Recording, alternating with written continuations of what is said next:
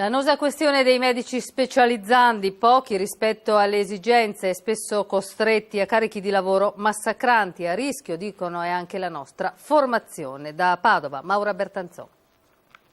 Se uno va a vedere quante sarebbero le ore, viene un po' da ridere, perché facciamo molto di più di quello che dovremmo, ma non è quello il problema. Più che di soldi è una questione di qualità della formazione e di carenza di personale in generale. Non è facile la vita del medico specializzando, 1.600 euro di borsa con tutte le spese a carico, dalle tasse all'assicurazione, per 5 anni di full immersion. In reparto si possono passare 10-12 ore, sforare nelle 15 ore o più, non è così improbabile, ma si impara così, e se a Verona la sofferenza si unisce ai timori per il taglio di 1 milione di euro al personale, età media dei medici scaligeri 51 anni, a Padova il migliaio di specializzati in corsia soffre i problemi del sistema.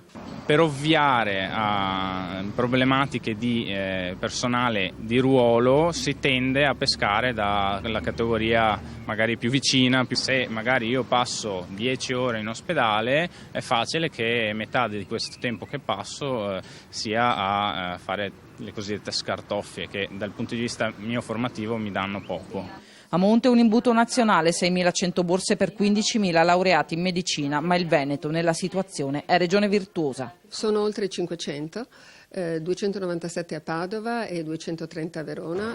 Le stime non sono facili, ma si parla di almeno un 30% in più come necessità di borse. Sul carico di lavoro a Padova si cerca di garantire al migliaio di specializzandi gli stessi orari e turni degli strutturati. Da proprio quest'anno è partito un processo di certificazione della qualità di tutte le scuole di specializzazione, tali per cui il loro funzionamento sia trasparente, compreso anche l'orario di lavoro degli specializzanti, sia trasparente. L'impegno a controllare e formare, insomma, c'è, tutto il resto è questione di bilanci e scelte politiche.